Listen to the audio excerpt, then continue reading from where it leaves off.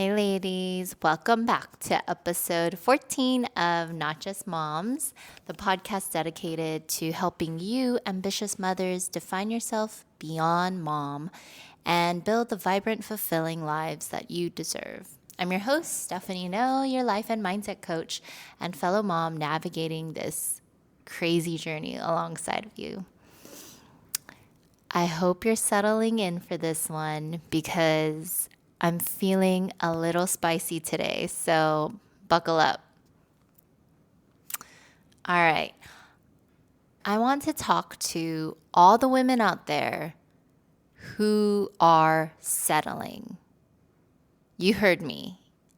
You know who you are, and maybe you feel that little pang of recognition right now.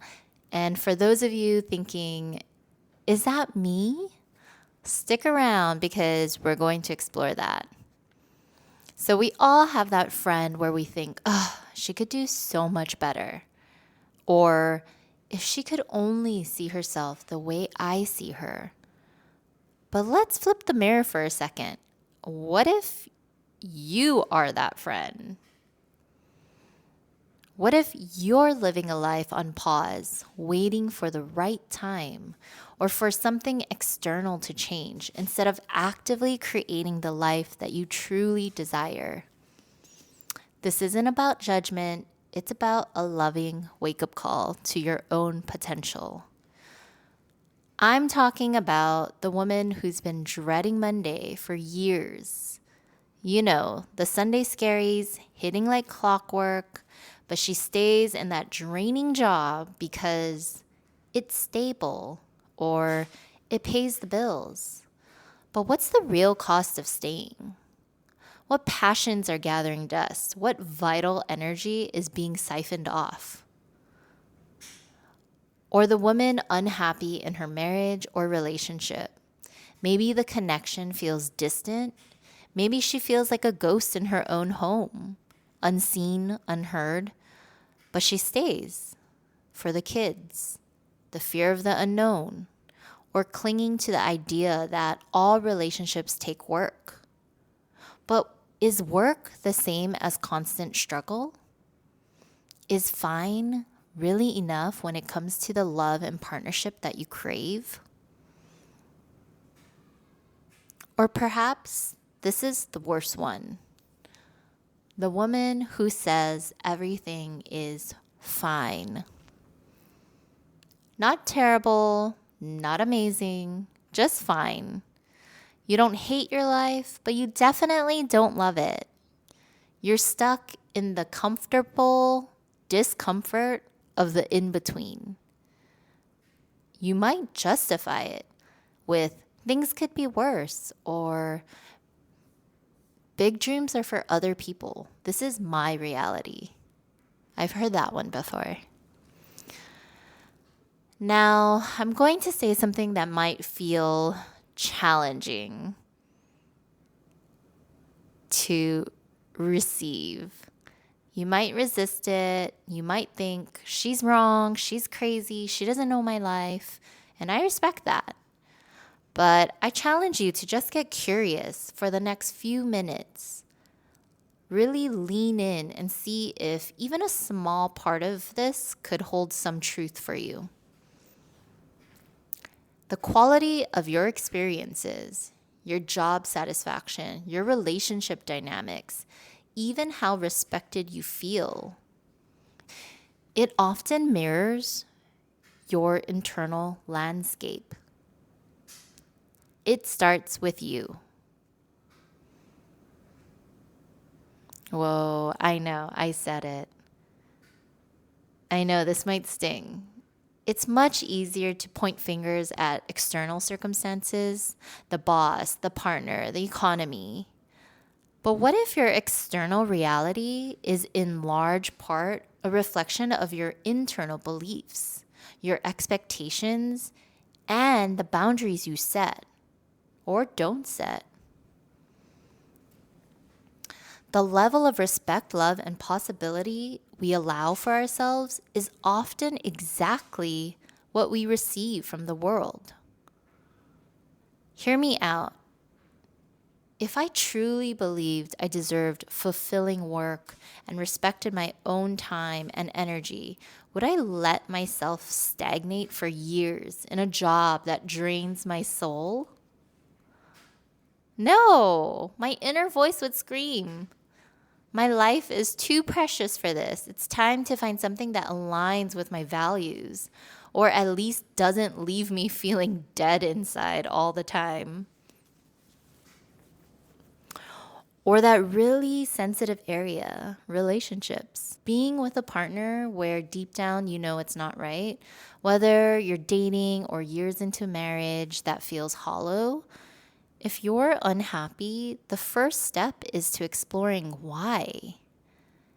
And then crucially asking, what do I want to do? Or how can I change this? As I said, life is too short to waste your precious time or your partner's time in a situation that isn't serving either of you authentically. So today, I want to unpack 4 common limiting beliefs I hear far too often from incredibly capable, amazing women, maybe women just like you. We'll break down how these beliefs show up and explore ways to challenge them if you're ready to stop settling. Belief number 1, it's not for me. Or, that's great for her, but dot dot dot. This is the belief that dreams, success, happiness, whatever it is, are reserved for other people. You admire them from afar, but tell yourself that kind of life, that kind of achievement, it just wouldn't work out for me. This shows up as settling for the okay job because you don't believe you're qualified for the great one. Staying in a lukewarm relationship because deep down you fear you don't deserve passionate love. Dimming your own light so you don't make others uncomfortable. But let me ask you this. Who actually gets to decide what's for you? Why not you? You are just as capable, deserving, and worthy of pursuing a life that excites you as anyone else on this planet. Here's your challenge for this belief. Grab a pen or open your notes app on your phone. Write down 3 things you secretly desire: a career change, a creative pursuit, a different kind of relationship dynamic, but have dismissed as not for me. Now, for each one, ask, what actual evidence do I have that this isn't possible for me? Is it a hard fact or just a well-worn story that I've been telling myself? Be honest. Chances are you'll find the evidence is flimsy. It's a story repeated so often that it feels like the truth. If you feel stuck on this particular belief and want personalized help getting to the root of it, I offer a free 20-minute clarity call. We can explore what's holding you back. No pressure, just a conversation. I'll leave the link to my calendar in the show notes if you're interested. Belief number 2, I am not good enough. This one, the heavy hitter, that persistent nagging voice, whispering or shouting that you're not smart enough, you're not talented enough, you're not thin enough, you're not whatever enough to go after what you truly want. It's the engine of self-doubt and the architect of imposter syndrome. This manifests as constantly comparing your behind the scenes to everyone else's highlight reel on social media. Shrinking from opportunities because you are terrified of failing or being judged. Staying silent in your relationships, swallowing your needs because you don't believe they matter as much as others. But here's the fundamental truth: you are inherently worthy. Your value is not tied to your productivity, your appearance, your relationship status, or anyone else's opinion. You are enough right now, exactly as you are. So the challenge for this belief is, first, write down 3 genuine strengths you possess. Ask a friend if you're stuck. And write down 3 accomplishments, big or small, that you're proud of. Keep this list somewhere visible. Second, try this perspective shift. Imagine that your child heard you say, "I'm not good enough."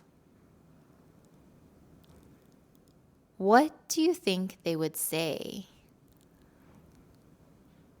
Sometimes seeing ourselves through loving eyes helps cut through the negativity.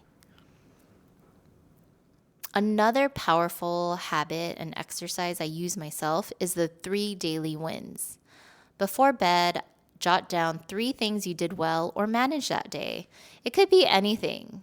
So for me, example, got the kids out of the door on time, cooked dinner instead of grabbing takeout, finished that email that I was dreading. This trains your brain to actively look for evidence of your competence and helps counteract that not good enough narrative. It's like practicing gratitude, but for your own actions and celebrating all the wins. Belief number 3, I have to do it all myself. Okay, confession time. I have majorly suffered from this one. If you want it done right or done at all, you have to do it yourself syndrome. Anyone else? This belief often stems from a need for control, maybe a fear of appearing weak by asking for help, or simply the immense societal pressures on mothers to be the default parent and household manager. And this definitely bleeds into everything. At work, it looks like taking on too much, refusing to delegate to other team members. At home, you're micromanaging everything, keeping a mental tally of chores, secretly resenting partners or kids for not doing enough, even though we haven't let them. And emotionally, bottling everything up, afraid to burden others. And what's the inevitable result? Burnout, resentment, overwhelm, feeling utterly alone even when surrounded by people. It can poison your relationships and steal your joy. You cannot sustain this. If you want things to change, you have to challenge this belief. You have to recognize that asking for and accepting help is a sign of strength, not weakness. It's about resourcefulness and sustainability. You are human. You cannot possibly do everything alone, nor should you have to. This requires setting boundaries, communicating needs clearly and repeatedly. And this is the hard part: letting go of control and allowing others to step up, even if they do it differently. So let me tell you a quick story. For the first 2 years of my eldest daughter's life, my husband rarely changed a diaper and never packed a diaper bag. Seriously, if we were going out, he'd get himself ready and then casually announce from the door, "Okay, ready, wait, I'm gonna go wait in the car," while I'd be scrambling like a crazy person, stuffing diapers, wipes, snacks, toys. You know the drill. Then I'd finally collapse into the car, huffing and puffing, stressed and sweating, only for him to say, "What took so long? We're late." Oh my gosh. Can anyone relate? It still triggers me just thinking about it. Ugh. Anyway, one day I finally had enough and I realized that I was enabling this. I swooped in and handled everything kid related because let's be honest, I thought I did it better or faster. Probably true though, but the cost was my sanity and growing resentment. And this wasn't sustainable or healthy for our partnership. So I had a conversation and I told him I couldn't keep doing it all and that if we wanted to leave on time, he needed to share in the load. So sounds simple, right? Oh my goodness. The execution was challenging for both of us. It was excruciating for me to let go, to watch him fumble, to not jump in and fix everything. The first time we tried this new system, he forgot everything. Main thing, though, he forgot her shoes. So we ended up at Daiso because that was next door to the restaurant. And we bought some cheap panda slippers because my toddler had no footwear and she wanted to walk around everywhere. And trust me, that wasn't the only time. We once boarded a plane and realized midair, no shoes. So if you see old photos of my daughter in random socks and no shoes, now you know why. It was messy. I mean, he had a learning curve. I had to bite my tongue hard not to micromanage or criticize. But guess what? That temporary discomfort paid off massively. By baby number 2, he was a pro, grabbing bags, kids, waters, the works. Now, with number 3, fully capable. Yes, things still get forgotten occasionally, but we're human. But the best part is he shares in the responsibility. The point is, if I hadn't intentionally stepped back and stopped doing it all, he never would have had the space or necessity to learn and step up. Sometimes you have to let things be imperfect in order for both of you to grow. Belief number 4. I'm not good at math and what it really means. So, okay, this might sound oddly specific, but stay with me. This belief, often uttered in relation to managing money or finances, represents a broader tendency. We label ourselves based on past struggles or perceived weaknesses and then live inside that limiting label. It's accepting a fixed identity instead of embracing our capacity for growth. The not good at math excuse, in particular, frequently leads to women giving up control over their finances, often handing it entirely to a partner. I see this create significant problems down the line. Statements like, "Oh, my husband handles all that," or "I don't even know the passwords to our accounts," or "I just don't like thinking about money." Let me be blunt. Money is power. Even in a loving, trusting marriage, being financially unaware leaves you vulnerable. It limits your agency and your ability to make informed decisions for yourself and your family, now and in the future. God forbid something happen to your partner or husband and you know none of the accounts. You have access to nothing. And this happens a lot. So, my challenge here is twofold. First, notice when you use labels like this: I'm bad at cooking, or I'm not a morning person. Are they really true, or are they just comfortable excuses? Second, specifically regarding finances, if you've checked out, please check back in. Start educating yourself. Ask questions. Get access to your accounts. Understand your income, expenses, assets, and debts. If you don't know something, Google it, read a book, listen to a podcast. You can even check out and subscribe to my YouTube channel at Steph No Coaching, where I dive into personal finance basics. Remember, a lack of skill is not a personality trait. It's simply a gap in knowledge or practice. You can always learn, grow, and evolve. Think about it. If your child came home saying, I'm just not good at math, so I'm quitting, what would you tell them? Exactly.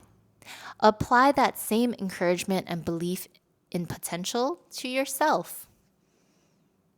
So, ambitious women, it really does start with you.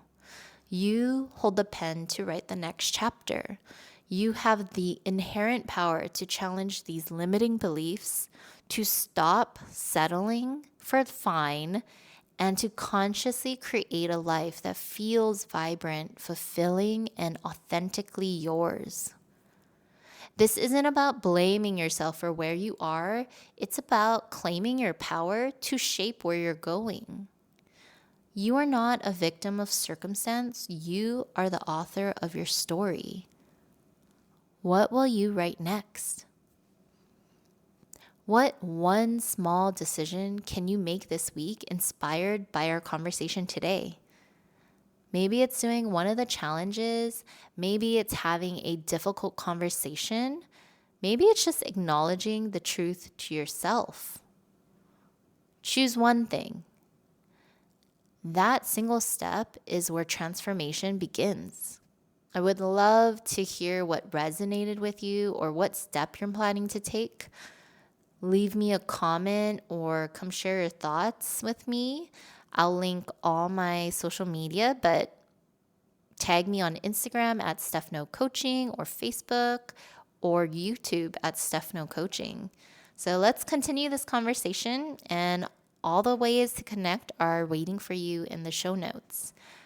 Remember, you are not just a mom. You are a complex, capable, powerful woman. You are a force to be reckoned with. It's time to stop settling and start unleashing your full potential. You get to decide who you want to be. The choice is yours. I'll talk to you guys next week. All right, bye.